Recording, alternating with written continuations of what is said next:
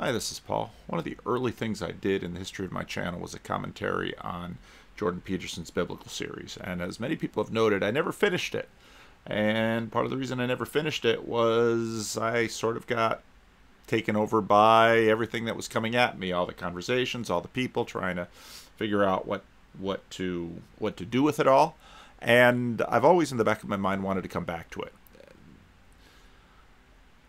Part of the reason I think the biblical series was so important was not necessarily that it's the most significant intellectual contribution that Jordan Peterson has made that could perhaps be his maps of meaning, but it certainly was, I think, perhaps the most important religious contribution and potentially social contribution, because it seemed to be, in particular, the biblical series that impacted many of the watchers who were struggling personally with depression, with nihilism, with what we today call the meaning crisis. And so it was in the biblical series that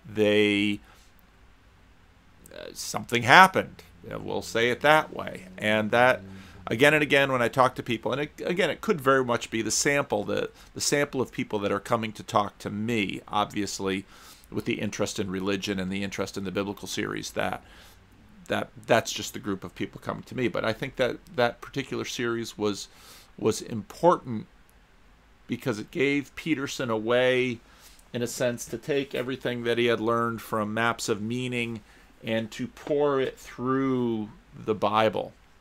Now, I'm making this on September 11, 2019, after doing a lot of listening to John Vervaeke, doing a lot of conversations with a lot of different people. And one of the things now, having been immersed in John Vervaeke's work and having before that been immersed in Peterson's work, paying a lot of attention to both of them, there is a degree of commonality between them. And as I mentioned in one video that had some serious sound problems, one of the better ways to understand the Jordan Peterson phenomenon is within, I think, this larger frame that John Vervaeke shows and conceptualizes in the meaning crisis. Peterson approaches it in a very different way, and in some ways, I was listening to, part of what caught me early in Vervaeke's videos was his treatment of shamanism. And shamanism is an interesting phenomenon. For example, people have noted that shamanistic practices like looking at bones of birds or entrails or something like this, there's sort of a randomizing function that happens when we're forced to focus on something outside of ourselves, and that allows us to see the world in a slightly different perspective. And I mentioned when I was working on some of those videos on Vervaeke stuff that the Bible, even if you believe that there's nothing to it, that it's a random book, the fact that millions of people over thousands of years have been looking at that same random book and things have come out of it, the Bible provides a very interesting narrative filter through which a huge number of people have looked at the world. That in and of itself makes it a fascinating artifact of human civilization. Now, what you think about the contents of the book, well, that's what you think about the contents of the book. But one of the questions that I'm going to be wrestling with in a few videos, I had a conversation with a guy named Jeff, and I'll be playing my conversation with him probably in a few days. And he gave me some challenges, and I really enjoy challenges. And part of my order chaos, mapped territory, unmapped territory dynamic means that I really enjoy challenges coming at me. And he basically gave me some challenges to say, can Christianity engage the challenges that the world is looking at today? Now, part of the difficulty that we have is when you hear ministers say those words, it's framed in a particular context. And I think part of what was so refreshing about Jordan Peterson's engagement with the Bible, again, not unlike Northrop Frye's engagement with the Bible, someone coming from a different discipline, someone coming not necessarily from the position of a believer, but someone coming to the book and asking quite honestly, can this book shed light on humanity and how? And so on one hand, they don't have sort of the eye of the beloved that looks at their beloved, and the eye of a parent that looks at their child and says, my child is like every child in Lake Wobegon, above average and beautiful because they're my child. But someone who looks at the Bible through a different eye and says, there's these things in this book, and there are dynamics and phenomenon around this book that make it unique in all of human history, and it's something that's worth looking at.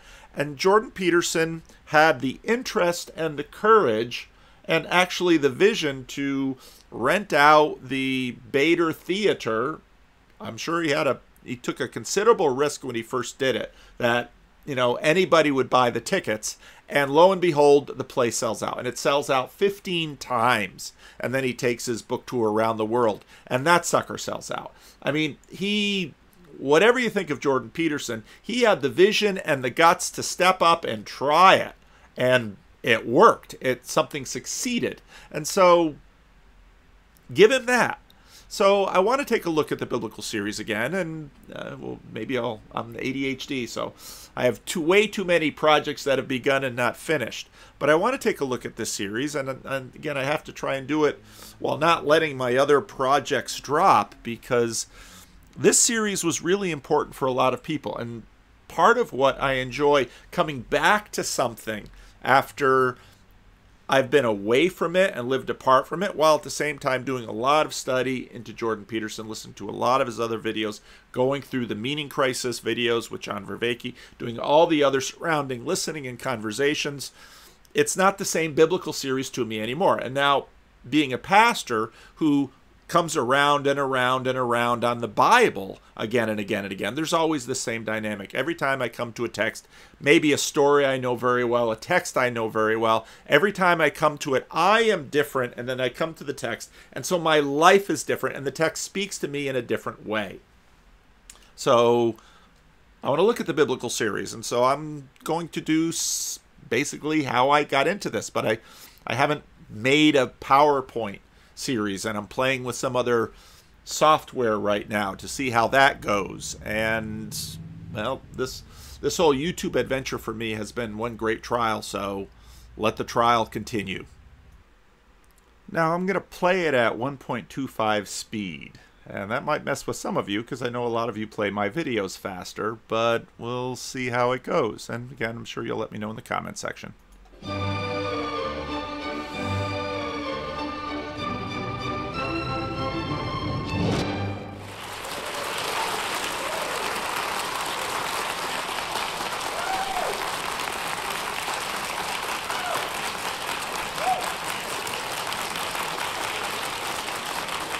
For the audio listeners, the Psychological Significance of the Biblical Stories, Lecture 1, May 16, 2017. This was about the period that Jordan Peterson really came on my radar, and I really started listening to him intently. Well, thank you all very much for coming. It's really shocking to me that you don't have anything better to do on a Tuesday night. No, seriously though, it is. I mean, And it's fun watching some of these older videos because you can see some of the ways that that Peterson's been sort of transformed, and how could he not be by, I'm trying to figure out where to put my camera here, if I should have it at the center. How could he not be with everything that's happened to him? And a lot had happened to him by that point, because it was, October, September 2016 that the C16 thing happened, and again, he had the wisdom and the foresight to, okay, something's going on. Well, let's try this biblical thing and see where it goes. It's very strange in some sense that there's so many of you here to listen to a sequence of lectures on the psychological significance of the biblical stories. It isn't something I've wanted to do for a long time, but it still does surprise me that there's a ready audience for it. And well, so that's good. So we'll see how it goes. And I'll start with this, because this is the right question. The right question is, why bother doing this? And I don't mean, why should I bother doing it? I have my own reasons for doing it, but you might think, well, why bother with this strange old book at all? And you know, it was this that got the attention, of course, of a lot of religious people. And yesterday I talked to Tripp, and Tripp has been a Christian his whole life, and his response was similar to mine in that, well, this guy's taking the Bible seriously. That's something I can respect. He's extending respect to me. It leads me to want to extend respect to him. that's a good question. You know, it's a contradictory document that's been cobbled together over thousands of years. It's outlasted kingdoms, many, many kingdoms. You know, it's really interesting that. And Jesus' comment of the Sermon on the Mount comes to mind about how his word will endure, and yeah, it's endured. It's endured, and it's not stopping. Turns out that a book is more durable than stone. It's more durable than a castle. It's more durable than an empire, and that's really interesting. You know, that something in some sense so evanescent can be so long-living. So there's that. That's kind of a mystery. I'm approaching this whole scenario, the biblical stories, as if they're a mystery, fundamentally, because they are. There's a lot we don't understand about them. We don't understand how they came about. We don't really understand how they were put together. We don't understand why they had such an unbelievable impact on civilization. We don't understand on civilizations, and they continue to have impact on civilizations. How people could have believed them. We don't understand what it means that we don't believe them now, or even what it would mean if we did believe them. And then, on top of all that, there's the additional problem, which isn't specific to me, but is certainly relevant to me, that no matter how educated you are, you're not educated enough to discuss the psychological significance of the biblical stories. But that's very true. I'm going to do my best, and partly because I want to learn more about them. And one of the things I've learned is that the best way to learn about something is to talk about it. And that's something I agree with as well. I'm lecturing, I'm thinking, you know, I'm not trying to tell you what I know for sure to be the case, because there's lots of things I don't know for sure to be the case. I'm trying to make sense out of this, and I have. Now part of this gets into, now one of the things I can't do with the software is go big and go small in terms of my little screen, as I've done in other videos. One of the interesting things about Peterson is he, in a sense, has a sort of perpetual openness about this. And one of the big debates in the Jordan Peterson fandom for a long time was, is he on his way to being a Christian? Well, he's been making these similar noises for a very long time, and it's almost in a sense that this is I don't know how in motion he is, as much as this is how he is. I've been doing this for a long time now. You know, you may not, that I'm an admirer of Nietzsche. Nietzsche was a devastating critic of, I would say, dogmatic Christianity. I've got some issues with the repeated use of dogmatic, because I don't think that word means what we think it is when we use it there, because everyone is dogmatic when it comes to some things. And I understand what Peterson is saying here. I would think that actually the dogmatic is an inflexibility for the sake of secondary issues that should not be primary to the pursuit of truth, or even in religious terms to the fidelity of Christ. Nietzsche was a devastating critic of, I would say, dogmatic Christianity as it was instantiated in institutions, I suppose, although he's a very paradoxical thinker, because, for example, one of the things Nietzsche said was that he didn't believe that the scientific revolution would have ever got off the ground if it hadn't been for Christianity, and more specifically for Catholicism, because he believed that over the course of really 1,000 years, the European mind, so to speak, had to train itself to interpret everything that was known within a single coherent framework, coherent if you accept the initial axioms. Now, single coherent framework, but also within a single institutional framework, something which, of course, would be broken up during the Protestant Reformation. And in Peter's, I do want to get back, now that I'm, again, finding a way to do some of these commentaries on video, I want to get back also into Peterson and Bishop Barron, because in that video they had a lot of commentary about the church in the 20th century that I thought was helpful and good. Within a single coherent framework, coherent if you accept the initial axioms. A single coherent framework. And so Nietzsche believed that that Catholicization of the phenomena of life and of history produced the kind of mind that was then capable of transcending its dogmatic foundations and then concentrating on something else, which in this particular case happened to be the natural world. And so Nietzsche believed that in some sense Christianity died at its own hand. It had spent a very long period of time trying to attune people to the necessity of the truth. Now, in terms of the natural world, if you go back to the videos, the early videos that I did in spring of 2018, I spent a lot of time on the process from, how the Protestant Reformation sets up the Enlightenment. And one video that I haven't been able to produce because of the sound error and the other software is a critique of Steven Pinker's attempt to somehow disentangle Christianity from the Enlightenment. I don't think you can have the Enlightenment without the history of Christianity in Europe. Absent the corruption and all of that that's always part of any human endeavor. And then the truth, the spirit of the truth that was developed by Christianity turned on the roots of Christianity, and everyone woke up and said something like, or thought something like, well, how is it that we came to believe any of this? It's like waking up one day and noting that you really don't know why you put a Christmas tree up, but you've been doing it for a long time, and that's what people do. And there are reasons. And that's an excellent illustration of the tradition in the West where, and this perhaps is a sense of corruption itself, where the reasons for things disappear, sometimes because of the cause of things, and we continue to do them, and then we wake up and say, well, what is this Christmas tree about? But I sure would miss it if it were gone. Reasons that you put a Christmas tree up, but you've been doing it for a long time, and that's what people do. And there are reasons that Christmas trees came about, but the ritual lasts long after the reasons have been forgotten. So now Nietzsche, although he was a critic of Christianity and also a champion of its disciplinary capacity, because you see, the other thing that Nietzsche believed was that it was not possible to be free in some sense unless you had been a slave. And by that he meant that you don't go from childhood to full-fledged adult individuality. You go from childhood to a state of discipline, which you might think is akin to slavery, to self-imposed slavery. That would be the best scenario, where you have to discipline yourself to become something specific before you might be able to reattain the generality that you had as a child. And he believed that Christianity had played that role for Western civilization. But in the late 1800s, he announced that God was dead. And you often hear of that as...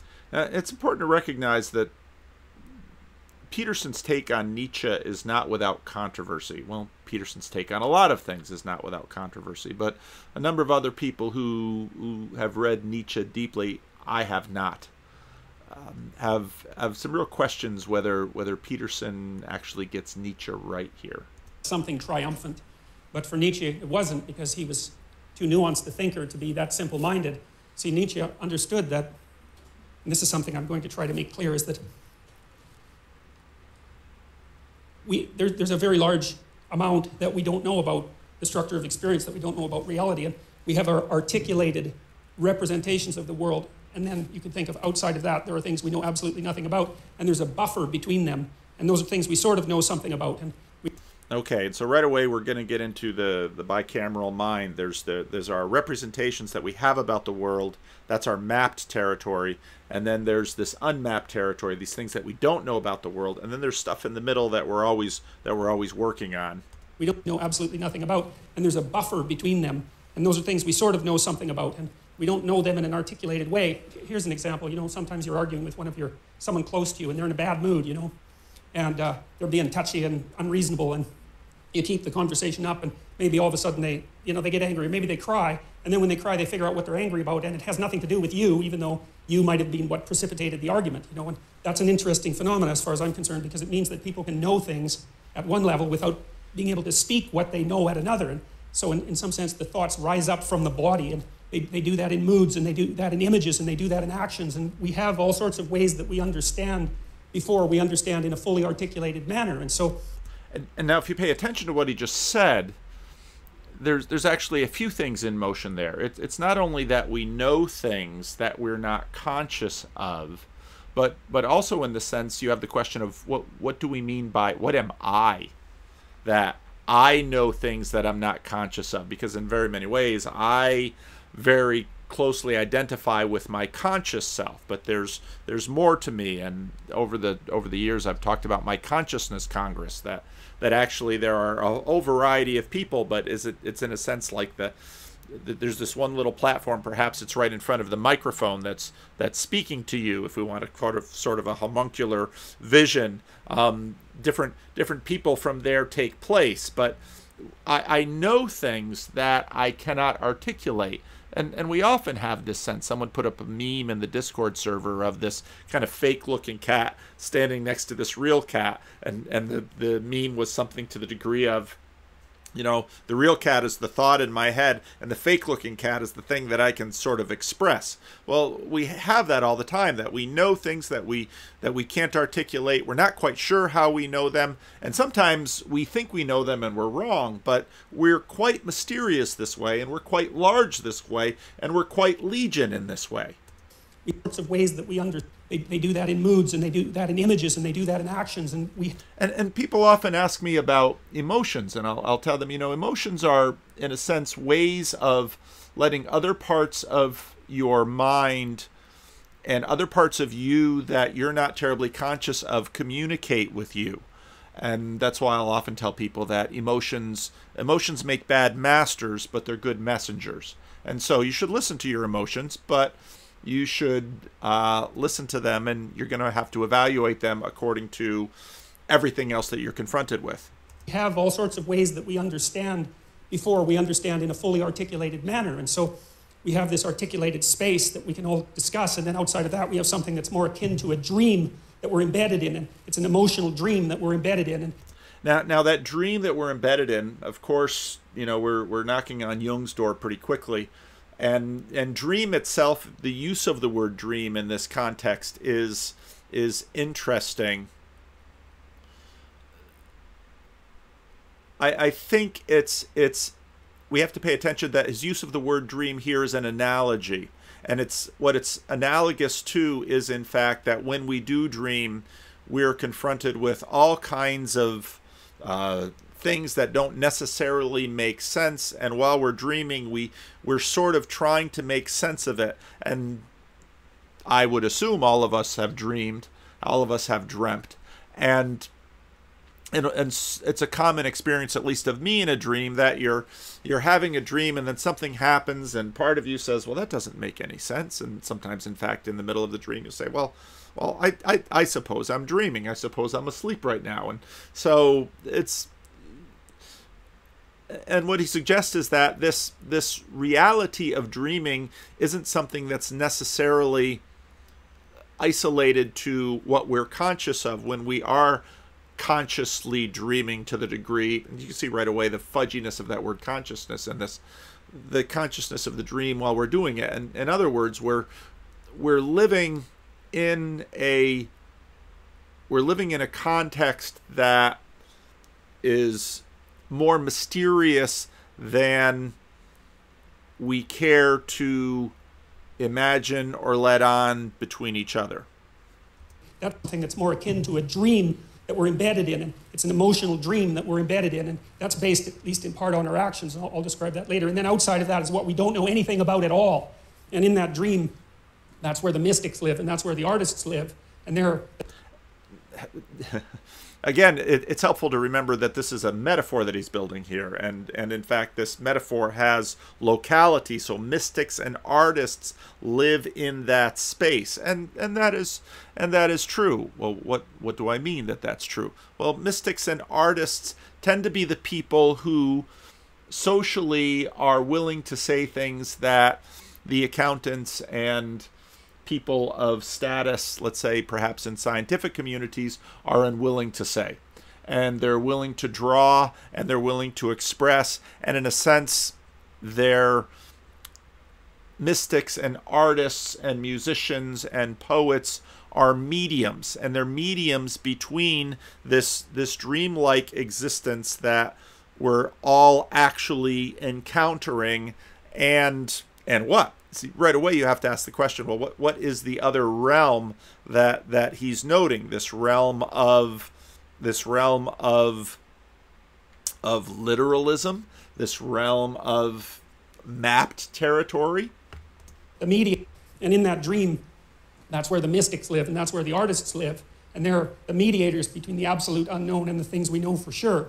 And you see, what that means in some sense is what we know is established on a form of... And so my wife is a school teacher, and I have a child and family therapist in the church. One of the things you often do with children is you have them draw a picture. And when we look at that picture, we, on the basis of psychology, experience, we try to come to some conclusions about what's been going on in that child's life, what's been going on in that child's mind, at what developmental stage is that child, so on and so forth. Knowledge between the absolute unknown and the things we know for sure. And you see, what that means in some sense is what we know is established on a form of knowledge that we don't really understand, and that if those two things are out of sync, so you might say if our articulated knowledge is out of sync with our dream, then we become dissociated internally. Okay, now what he says here is very important. Now, of course, this is May 2017. Come June 2018, he's going to be having a conversation with Sam Harris. Their first conversation on Sam Harris's podcast. As one individual has noted, this is on Guy Sengstock's, an early conversation that he had with someone else about the Peterson-Sam Harris conversation. It's right at this point that Sam Harris and Peterson will have a falling out. Because in a sense, what the assertion of the celebrity atheist ethos is that this little thin slice that we imagine to be completely mapped territory, this is the only valid knowledge, and it's from this knowledge that we should work from, and it's only from this knowledge that we should work from. I just had a very interesting conversation. I don't know in what ways I will roll this out. Just had a very interesting conversation with JP. And as so often happens in a good conversation, the conversation evokes larger images for me. And so he believes in panpsychism, and so in a sense everything is alive, or everything is conscious. And what Sam Harris and the celebrity atheists will do is they say, well, it's just this literalistic way is our mapped knowledgeable territory. And in that ways, biblical literalists and celebrity atheists very much are coming from the same epistemological tribe. And they're saying this is nothing, anything that we will publicly accept as knowledge must be above this line. Anything that's a little too dreamlike, a little too mystical, you're too short to ride the ride. That's in a sense what they say. And what Peterson is doing right here is saying, now wait a minute, all of this literal, mapped, repeatable territory is built on all of this other stuff. And we're not really sure what all of this other stuff is. We think knowledge is knowledge that we don't really understand, and that if those two things are out of sync, so you might say if our art...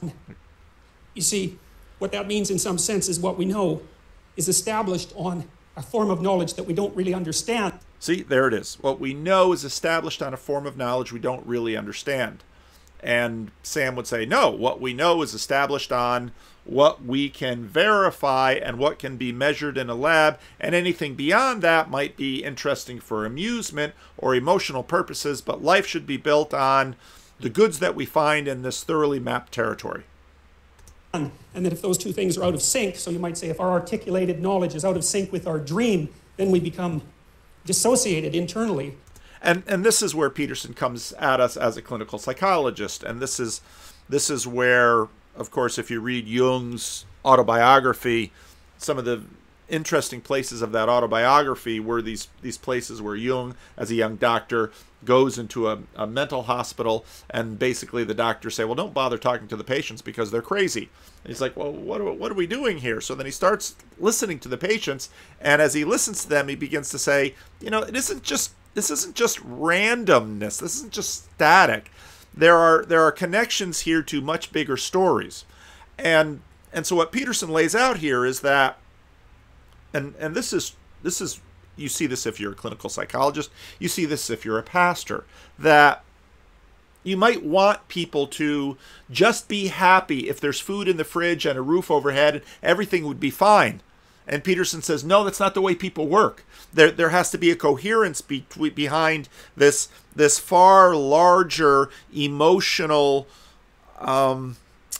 this far larger, the whole consciousness Congress must in some ways be doing well for you to be able to go to work every day on time. And if that stuff underneath is not doing well, it's going to bubble up in your normal life. And this is the source of how much angst in society when someone looks at someone else and says, boy, they had everything anyone could have ever wanted, and then they committed suicide, or had that affair, or Anthony Weiner took pictures of himself and sent it to, anybody else says, now wait a minute, that's just dumb and crazy. But as a pastor, well, all was not well underneath. And it's in that underneath area that, in fact, a lot of the really important things happen.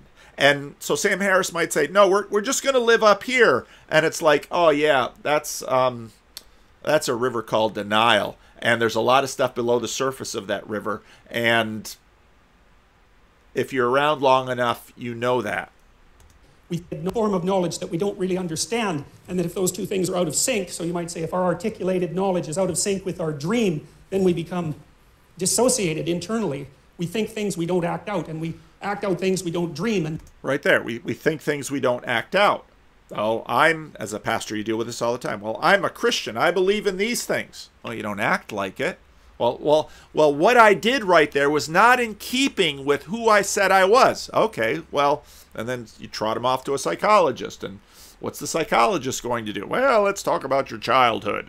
What does that have to do with the fact that I'm Anthony Weiner and I showed my Johnson to some girl on the internet? What's going on? Well, Peterson is saying we're a lot more complicated than you could imagine. And we do things that we know. It's what the Apostle Paul says in Romans 7. We do things that we're not transparent to ourselves. So you might say if our articulated knowledge is out of sync with our dream, then we become dissociated internally. We think things we don't act out, and we act out things we don't dream, and that produces a kind of sickness of the spirit. And that sickness of the spirit, And that sickness of the spirit then becomes, in pastoral or Christian terms, duplicity. That, you can be, we have this all the time with churches, and churches deal with this all the time. Why those pedophile priests? Well, then people come up with ideas. Well, if they were allowed to marry, then, well, or if they were allowed to be gay, then, or it's never that simple. And to pontificate about ideas about fixing other people, if Anthony Weiner's wife, I don't know why I'm talking about Anthony Weiner, but he's just a good example of someone who you look at and say, this guy's a congressman, this guy has achieved, this guy has risen to heights that many other people would envy. He has a beautiful, brilliant, smart wife, and he's got a great career, and then he goes and does dumb things, and he can't stop doing dumb things. This not just Anthony Weiner, but alcoholism or drug addiction, or people go and do strange things. I think again about Chris Arnade's, Arnade's book. He went on these long walks. Here he's a successful stockbroker. But there's something eating on him underneath, and starts going for walks. And then people say, well, don't go for walks in these neighborhoods. And it's like, I want to go for walks in those neighborhoods. Or really, I want to hang out with the junkies and the winos and the prostitutes and the people at McDonald's. And I'll even dare go into church, and not just the nice, respectable churches like you'll find in Manhattan in great cathedrals where everyone seems to be behaving themselves up in this literal error, but the dirty little churches where people are jumping and shouting and carrying on and doing all this stuff. Well, what's that doing for you? Well, something is going on underneath that I don't often let peek out of the top. See, its cure is something like an integrated system of belief and representation. And then people turn to things like ideologies, which I regard as parasites on an underlying religious substructure. Now I think this is important because again we see this in people that okay so there's this life on the surface and then there's all of this emotional stuff going on down below, and we look for quick fixes, and sometimes we look for quick fixes in religion, sometimes we look for quick fixes in a bottle. A powerful way is to look for an ideology, and as he's about to say, an ideology is kind of a broken religion. Well, why would we want a crippled religion? Well, we want a crippled religion because it's simple. There's one reason for my misery. My life is a mess. I've not aspired to the places. Well, someone's kept me down. Who? It's the Jews, or it's the whites, or it's the blacks, or it's the rich, or it's the women, or it's the men. There's one answer to my problem, and if I can blame everything on it, and then suddenly I find a whole group of other people who have the same answer to their problem, and we can all be together, and we can all say, you know whose problem it is? It was Donald Trump, or it was Barack Obama, or the Democrats, or the Republicans, or the shrinks, or the educated, or the evil people, or pick any people you want. The ideology is a crippled religion. It's become simplified. I should let him say it. I've heard this video so often. I almost always know what he's going to say. Even if you asked me, I couldn't lay it out. It's down there below the consciousness level. To try to organize their things like an integrated system of belief and representation. And the integrated system of belief and representation is a religion. Okay, it's something that thousands of people have been working out over thousands of years. And there's a lot of conversation. Well, why is Paul talking to John Vervaeke? Because I'm learning a ton from John Vervaeke, and he's someone of goodwill, and I really like talking to John Vervaeke. I'm a little skeptical about his project because, in a sense, he's competing with religions, and religions have significant things that they bring to bear because they've actually been helping people with these things for thousands of years. Now, to the degree that our times are uniquely different from other times, that's arguable, but this is part of what's going on. Then people turn to things like ideologies, which I regard as parasites on an underlying religious substructure, to try to organize their thinking, and then that's a catastrophe. And to try and organize their thinking. There's one person to blame, or one group of people to blame, or one thing to blame, or one thing. And so if we can just take care of that thing, but it's going to be hard to take care of that thing. Okay, so we're going to have to break some eggs, as Joseph Stalin did. And that's what sites on an underlying religious substructure, to try to organize their thinking, and then that's a catastrophe. And that's what Nietzsche foresaw. You see, he knew that when we knocked the slats out of the base of Western civilization by destroying this representation, this God ideal, let's say, that we would destabilize and move back and forth violently between nihilism, let's say, and the extremes of ideology. Now,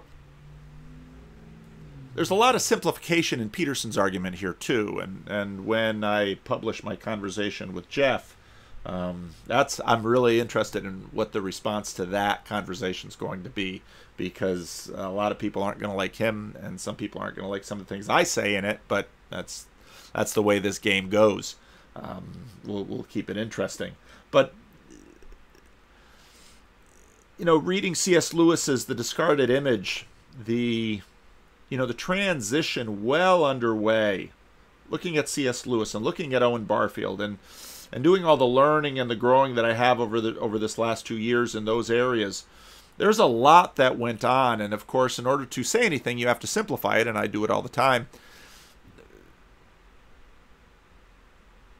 If we're going to knock ideologies for being overly simplistic simplifications, we have to watch them ourselves. Particularly concerned about radical left ideology, and believed and predicted this in the late 1800s, which is really an absolute intellectual tour de force of staggering magnitude.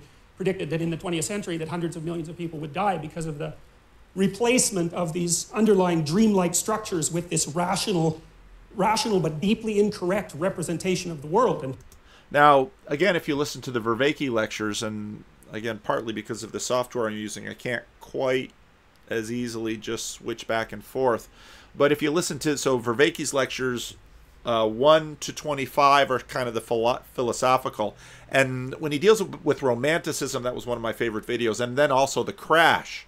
In many ways, Vervaeke's dealing with similar things as Peterson, but they're coming about it in different ways. And so they both recognize that something deep was lost, and in the 20th century, some very some very bitter things came to fruition, and it was a bad time. And of course, Peterson, in some ways, continues. It blows my mind when he says he's never seen a therapist, because someone might argue, well, perhaps all of this is, in fact, he's working out his trauma from the Cold War with his very visceral reactions to the fascists and the communists.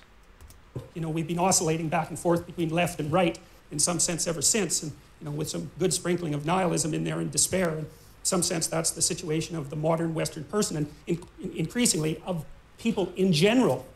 You know, I think part of the reason that Islam has its backup with regards to the West to such a degree, I mean, there's many reasons, and not all of them are valid, that's for sure. But one of the reasons is that, you know, they being still grounded in a dream, let's say, they can see that the rootless, questioning mind of the West poses a tremendous danger to the integrity of their culture. And Peterson's done a little bit of dabbling with that, but that's a very interesting observation he makes about Islam. And again, it reflects Peterson is high in openness, and he's very willing to engage in conversations with people of goodwill over a number of topics, including Islam, it seems. No, and it does. I mean, Westerners, us, we undermine ourselves all the time with our searching intellect, and I'm not complaining about that. You know, I mean, there isn't anything easy that can be done about it, but it's still a sort of fruitful catastrophe, and you know, it has real effects on people's lives. It's not some abstract thing. You know, I mean, lots of times when I've been treating people for depression, for example, or anxiety, they have existential issues. You know, it's not just some psychiatric condition. It's not just that they're tapped off of normal because their brain chemistry is faulty, although, you know, sometimes that happens to be the case. It's that they are overwhelmed by the suffering and complexity of their life, and they're not sure why it's reasonable to continue with it. You know, and I think right there, Peterson begins to open up something which for me was powerful and important. Maybe I don't know. I'm still trying to get the handle of this software. You know, when I talked to Sevilla, she made the comment that one of the things that she noted was that she wasn't at that point in her life a particularly religious person. She was doing her clinical work. She was going into psychology. She wanted to help people. She was doing her clinical work in a poor community. And she began to understand that religion for most of human history has been again, let's give Jesse Ventura his nods, has been for us the way that we deal with the pain and despair and the brokenness of this world. And religions have in many ways carried the load before psychology ever came into the fore.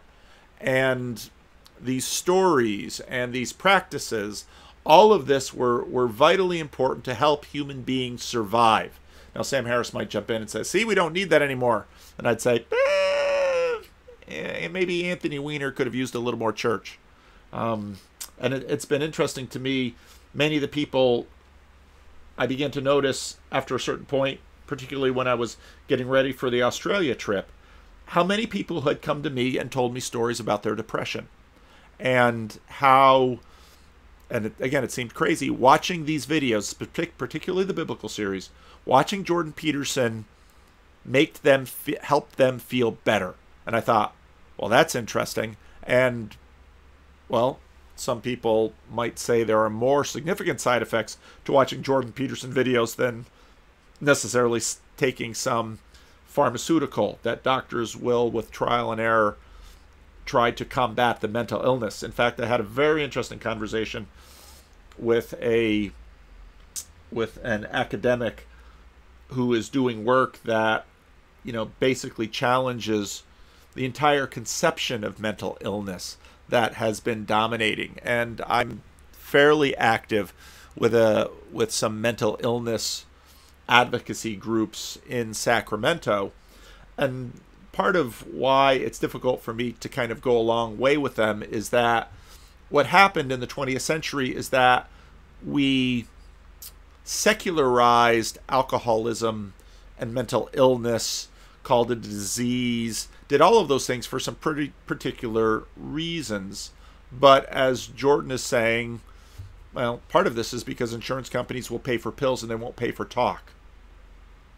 And at some point, you learn as a pastor that people's well-being or their lack of well-being often has a great deal to do with everything else that's going on in their life, and that these are not isolated things, and that your depression very well might have something to do with your diet, very well might have something to do with your genetics, very well might have some medical underpinnings, very well might have everything also to do with how you grew up. The talking cure still helped in many ways. And why is that? And so again, Peterson is having the courage here to say, hey, you know, let's look at this stuff fully. And in many ways, this is physician heal yourself, because Peterson has been very open about the fact, and he took heat with this fact, which was terribly unpolitically correct,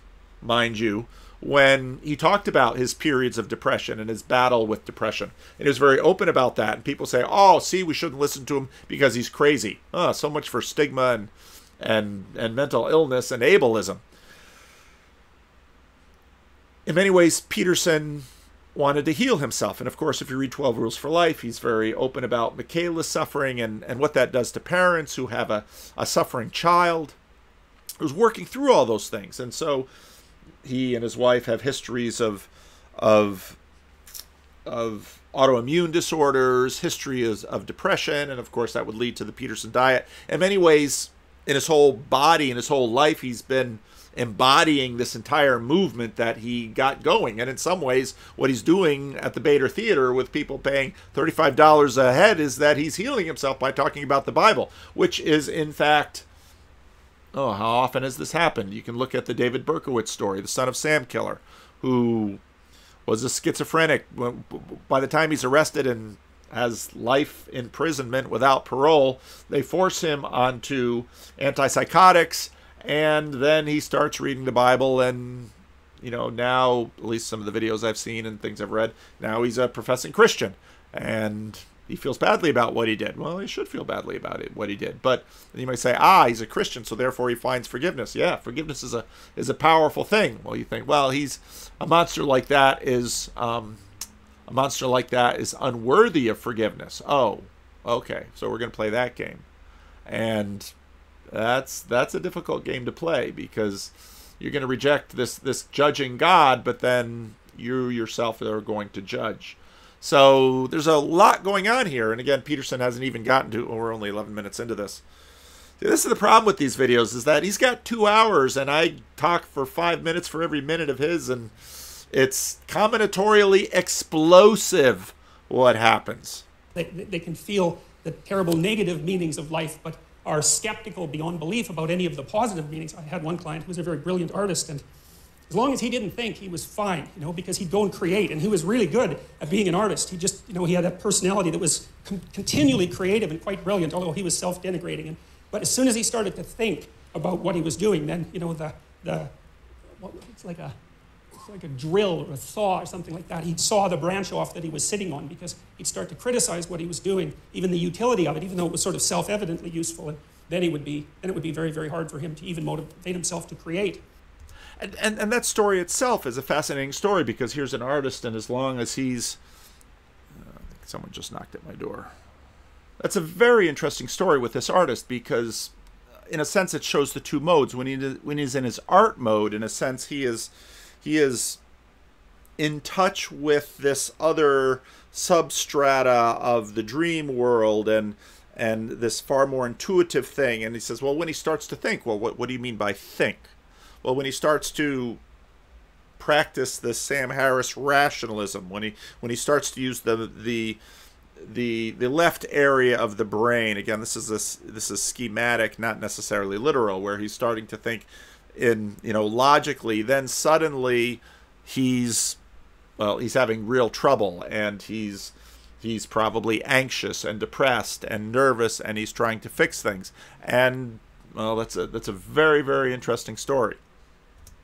And he always struck me as a good example of the consequences of having your rational intellect divorced in some way from your being, divorced enough so that it actually questions the utility of your being. And it's not a good thing. It's not a good thing. And it's really not a good thing because it manifests itself not only in individual psychopathology, but also in social psychopathology, and that's this proclivity of people to get tangled up in ideologies, which I really do think of as they're like crippled religions. That's the right way to think about them. They're like a religion that's missing an arm and a leg, but can still hobble along. And now, before he goes too far into that, I want to get back to one thing he just said because it's important. Provides us ideology, and so that it actually questions the utility of your being, and it's not a good thing. It's not a good thing, and it's really not a good thing because it manifests itself not only in individual psychopathology, but also in social psychopathology. Now, right there. So this relevance realization that is sort of Vervaeke's way into this. Boy, that's a powerful, powerful thing that Vervaeke has highlighted. And it's a powerful representation of so much of what's going on here. And what Peterson just hinted at is something that I just talked with JP about, his panpsychism, which was a very interesting conversation. I have to figure out sequence for some of these videos I have coming up, because I try to have conversation and then monologues, and I try to keep kind of a pattern of them, and some Vervaeke material and some Peterson material and other conversations. But I've got a lot of interesting conversation partners coming down the road. I might have to, well, we'll see how many videos I can get out. I try to keep it to one a day, but there might be some days that I put out more. Sorry, hate to bury you in videos.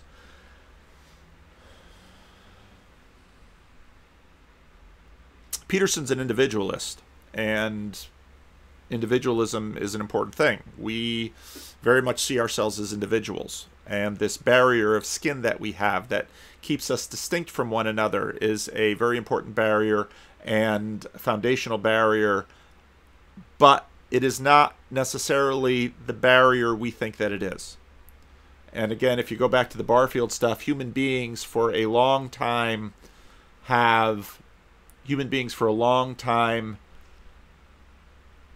did not conceive of themselves as individuals anywhere near as much as we do now. One of the Hebrew kings, before the Babylonians put him to death, the Babylonians killed his sons before him and then gouged out his eyes, so that would be the last thing he would see. Now we think, well, that's a horrible thing to do. Yeah, but it's way more horrible because of how they conceived of themselves. And if you read the Old Testament, one of the most difficult things that you can do to a person is that they would be cut off. And what that essentially means is you kill their children, so they have no representation going on into the future by virtue of their children.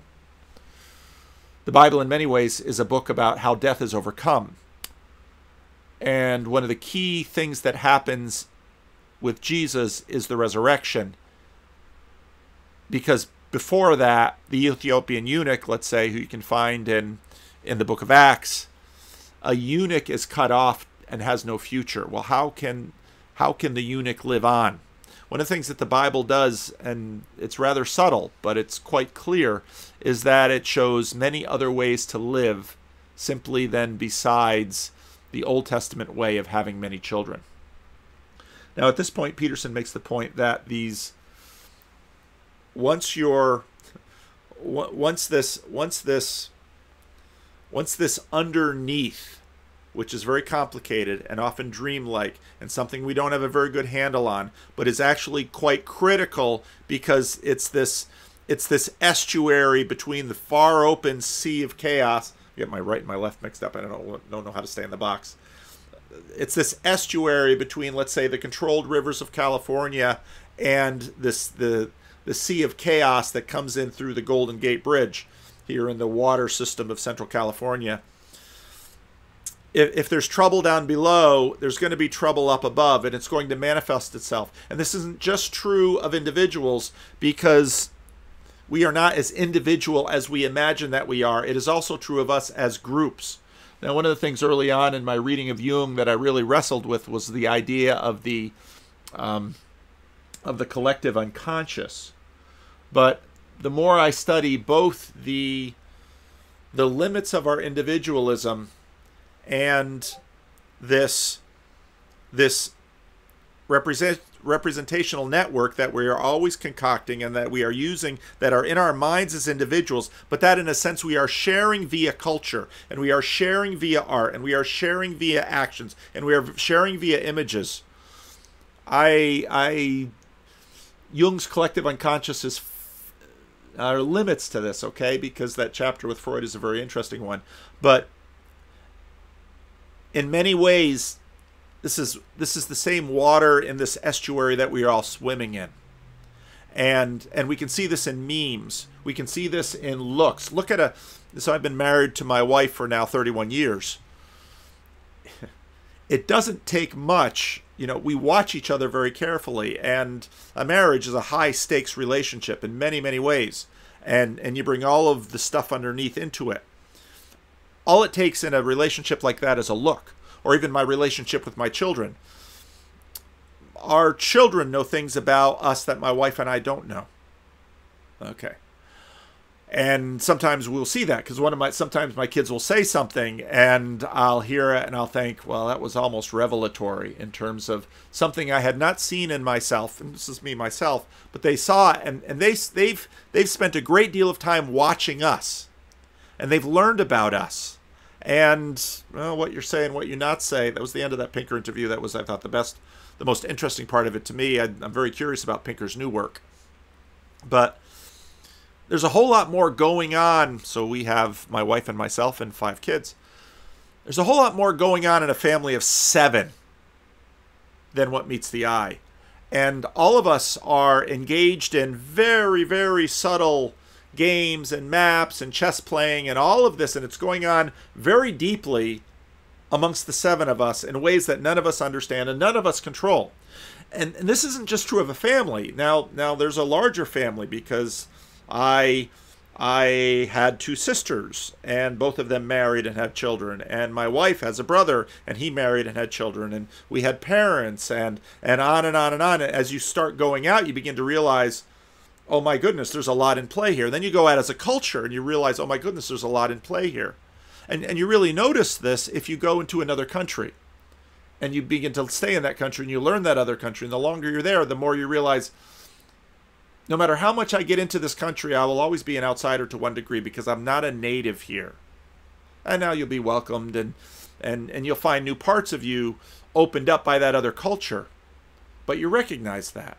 And children who are, even children who are adopted as infants go into a new family. And it's very, very common for them at some point, to long for that first family and to have knowledge and to try to connect. And there's that, what do they call it? The initial wound or something like that. That's a very real thing, even children who are adopted as infants. So there's a lot going on here. And all of that, if you begin to recognize it, you begin to say, oh, well, what does this mean? And so what Peterson is saying here is, if things aren't well underneath, they're not well on top. And so Peterson is Darwinian assessment in the sense of says, well, we all sort of know this in the world. And this is part of the reason why many, many people in Africa and Latin America want to move to North America and to Europe. And why there are masses of people in Hong Kong who are asking for freedom, and they're waving American flags, and there's a lot going on here, and it's told by the actions, and we don't fully understand it. And that isn't to say that, and I've known many immigrants who come to the United States, and yeah, the money's better and the freedoms are good and all of that, but they want to speak their mother tongue, and they long for that food from home. And in fact, of course, my ancestry comes from the Netherlands, and many of those dynamics were there. And so even though there's oliebollen, and there's all of these, there's all of this Dutch stuff that lingers in the community. And so we're mysteries to ourselves, and our mysteries are not just individual, they're communal. And all of this stuff on one hand, we do manage, but we manage it badly. And to pay attention to it could be helpful for us, because we might just get a little bit wiser and a little bit smarter, and we might in fact be able to operate up here on the surface in a little bit better way if what lies beneath was in better order. And if there's anything I've learned in terms of watching the Jordan Peterson thing happen, is that whether or not how intentional people could be, people started putting the things down below in better order, and they weren't just depressed, and they were happier, and their relationships were better, and things began to get straightened out. And that can even start with something small like cleaning your room, which became a meme, but it's also quite a serious thing. And so suddenly there's a lot of important stuff going on. And that's this proclivity of people to get tangled up in ideologies, which I really do think of as they're like crippled religions. That's the right way to think about them. They're like a religion that's missing an arm and a leg but can still hobble along, and it provides a certain amount of security and group identity, but it's warped and twisted and demented and bent, and it's a parasite on something underlying that's rich and true, and that's how it looks to me anyways. And so I think it's very important that we sort out this problem. I think that... And now pay attention, we're doing this as the prolegomena for a biblical series, and essentially what he's saying is that the Bible had a lot to do with a lot of what's below. And a lot of people say, yeah, well, that's the problem. And he's saying, well, yeah, but just looking at people who don't have the Bible, it isn't terribly self-evident that the Bible is the problem. Because in a lot of these places in the world where the Bible's been deeply formative, these are the places that everybody wants to live. Now, someone could argue, well, how about Latin America? How about Honduras and Guatemala and El Salvador, where people want to get out of? The Bible is just as formative in some of those places. Fair point. Peterson will then throw in English common law. And so maybe not just the Bible, but how the Bible is taken. And so these conversations get very complicated. I think that there isn't anything more important that needs to be done than that. I've thought that for a long, long time, probably since the early 80s. When I started looking at the role that belief systems played in regulating psychological and social health. Because you can tell that they do that because of how upset people get if you challenge their belief systems. It's like, why the hell do they care exactly? What difference does it make if all of your ideological axioms are 100% correct? And this is a really important point that, well, you attack someone's religion and they care. You know, why do your mama jokes? Why do they land? You attack people's belief systems and they care. Well, why do they care? And the irony of the new atheist movement is that there's so much angst in it, and many other atheists who are not anti-theists sort of say, okay, so they believe in a sky god and you think that's superstition. Why do you care? Well, if we could get rid of that, then what? Well, then your political agenda could be moved forward. Is that really what this is about? For I think a lot of people it is. And essentially what they'll say is, you listen to Richard Dawkins on Unbelievable, look that one up on Justin Brierly's show. That was a terrifically interesting program. Richard Dawkins basically says, the Bible and religious people, they didn't bother me until they started attacking science. Oh, so religious people can have all the sky god they want, just leave the textbooks alone in Texas. So then it's really just a political thing. Well, if we didn't have so many Christians, then Democrats would get elected more. Oh, well, except the African American population in North America is the most church-going segment, the most church-going racial demographic of any segment at all, and they're reliable Democrats. So what do you do with that? So, people aren't playing fair all over the place. And so Peterson is saying, hey, wait a minute, this religious stuff matters. And you can't just move it away. You should talk about it. You should engage with it. And it matters because as a psychologist, you might know, and we're seeing potentially a change in psychology, and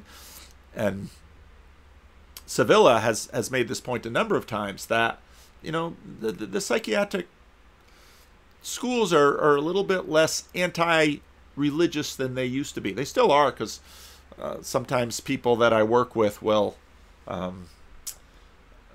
they'll be seeing a psychologist and they'll tell the psychologist, well, I'm going to talk to my pastor about that. And the psychologist usually kind of, well, I don't know if you should talk to your pastor about it. Okay, you don't trust pastors. Fair enough. People get unbelievably upset when you poke them in the axioms, so to speak. And it is not by any stretch of the imagination obvious why, but there's a fundamental truth that they're standing on. It's like they're on a raft in the middle of the ocean and you're starting to pull out the logs, and they're afraid they're going to fall in and drown. It's like drown in what? And what are the logs protecting them from? And why are they so afraid to move beyond the confines of the ideological system? And of course, the celebrity atheist will say, well, we should do that, but you could just as well turn the tables on them and say, well, why do you care so much? These are not obvious things.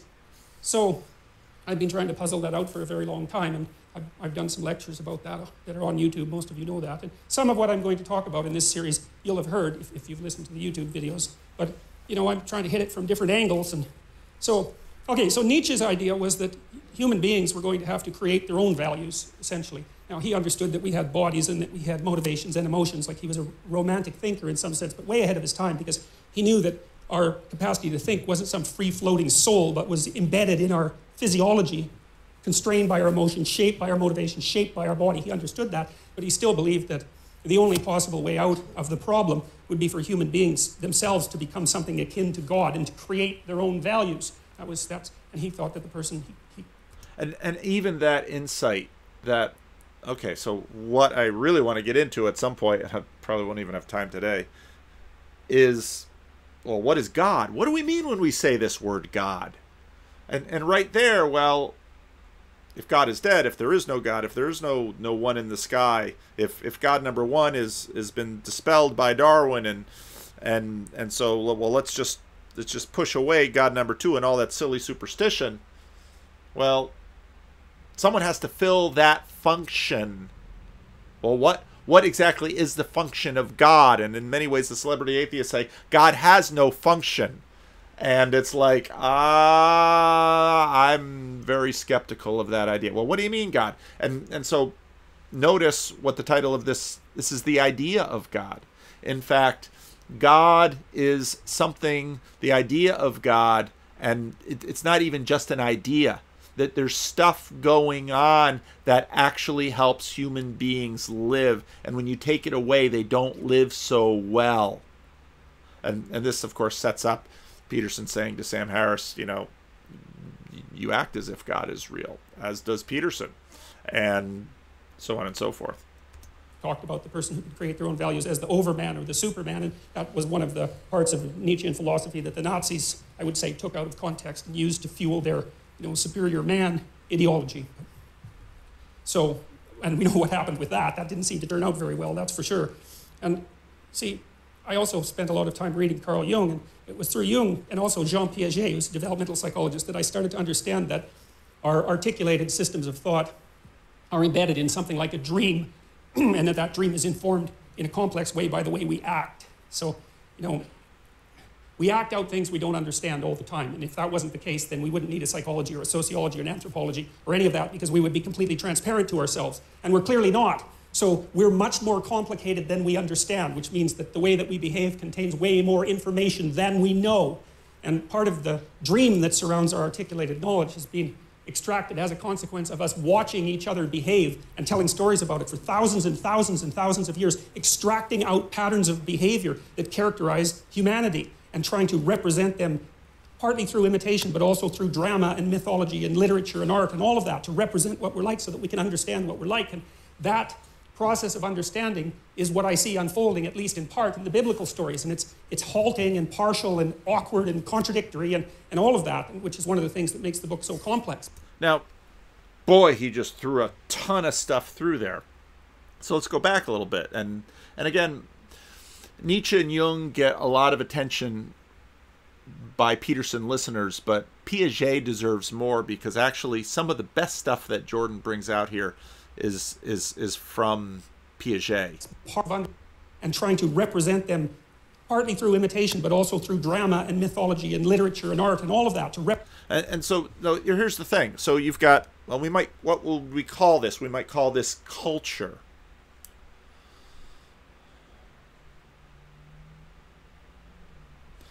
And when Peterson had a conversation about, you can keep the art and you can keep with Sam Harris, you can keep the art, you can keep the cathedrals, you can keep the music, but we're just going to take out the God part. Again, well, there's God number one and God number two right there. Because no, there's something of God in all of this stuff. Well, what do you mean there's something of God in? And now this is tremendously difficult to figure out how to talk about. And I think, in a sense, some of the biblical language is some of the best, because what I think the Bible says about this is the good stuff that's in the music and the drama and the actions and all of this stuff. Let's call that glory. Okay? In Isaiah 60, you have, Richard Mouw wrote a very interesting book on this.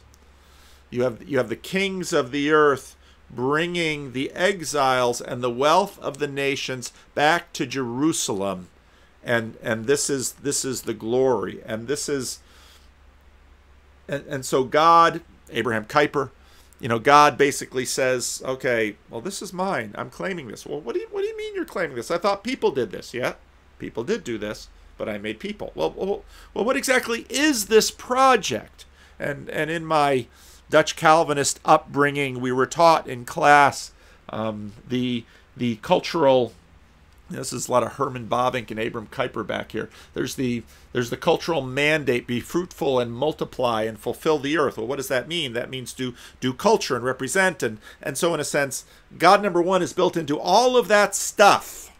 Okay, and so when Harris says, no, you can keep the music and the cathedrals and the art, we're just going to get rid of God. See, again, that's splitting God number one and God number two. And Peterson's saying, well, there's some of what you have to attach the word God to in all of this stuff down below. And now a lot of people listening to this will say, that'll make them nervous. And again, this is partly because God number two, with the recession of God number one, post-Darwin, God number two was sort of expanded to fill the void.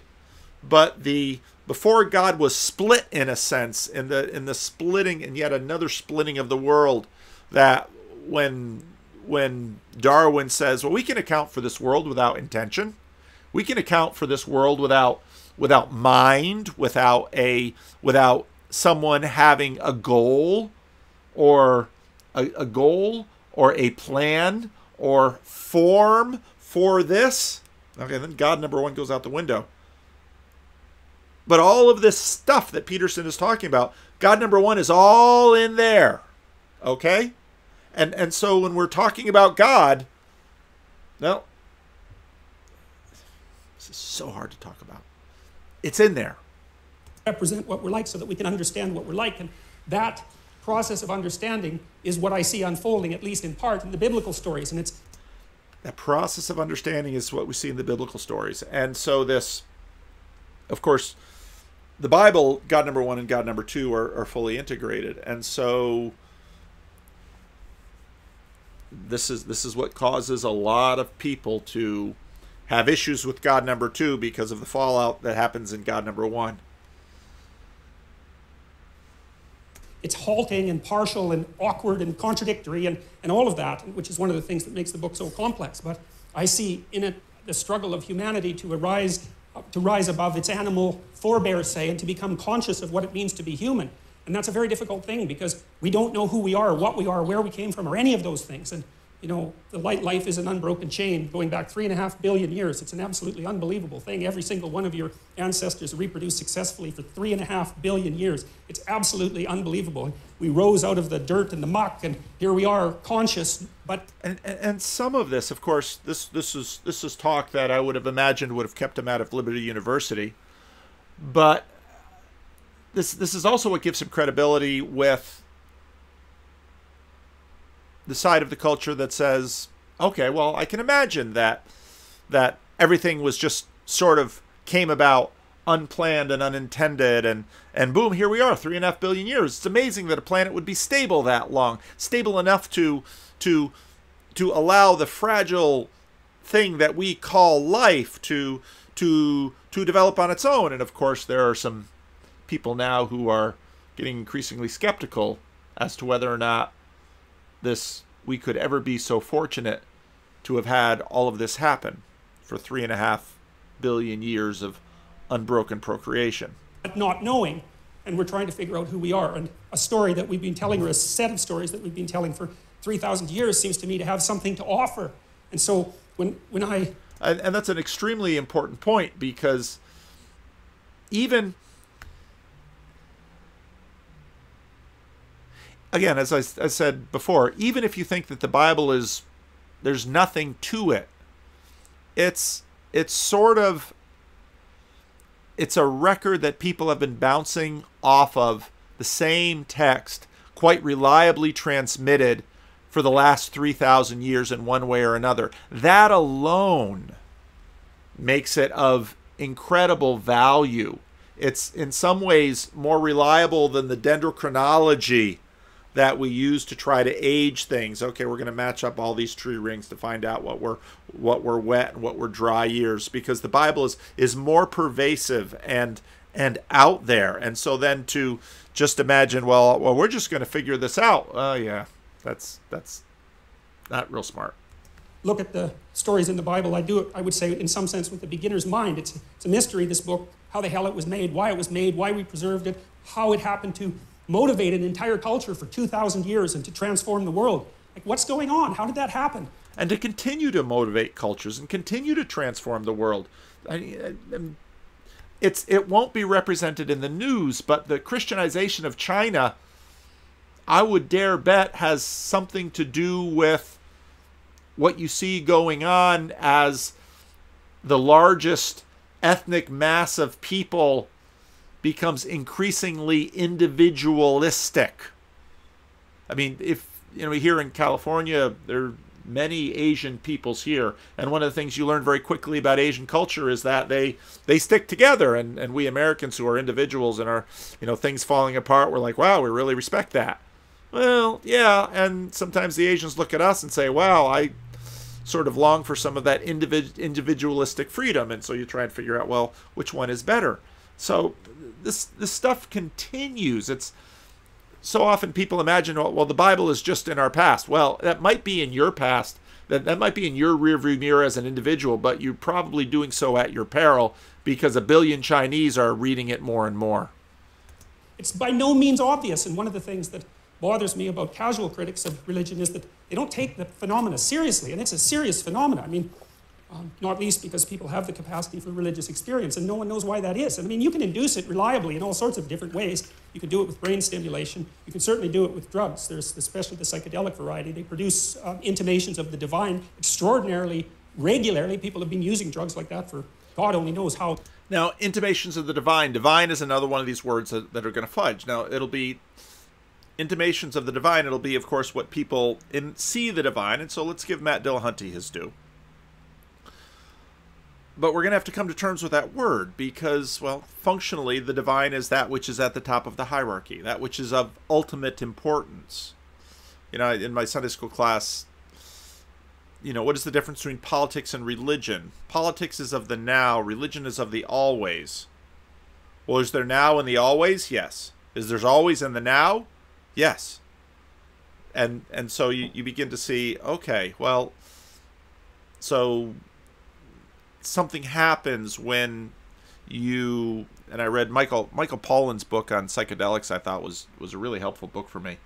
Something happens when you disrupt the way the brain works.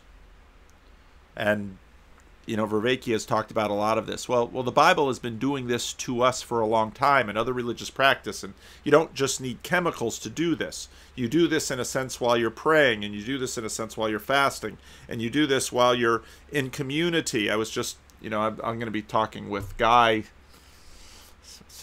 Sengstock, and we'll be talking about his circling thing. And so there are actually a couple of videos out there on circling, and I'm watching this, and it's reminding me of church retreats and other experiences that I've had in the past. It's like, oh, this is going to be interesting.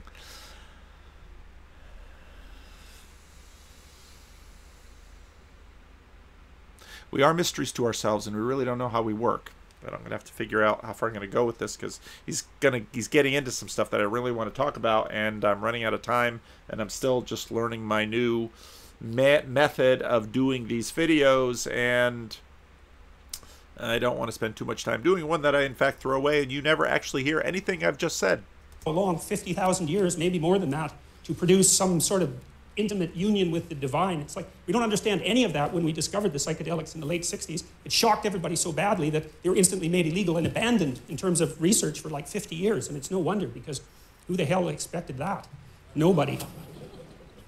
Now Jung was a student of Nietzsche's, you see. And Okay, well, maybe we'll stop there. And we're at about 1915, and he's going to start talking about Jung, so I'm going to stop it here, and I'll see how my new process is working.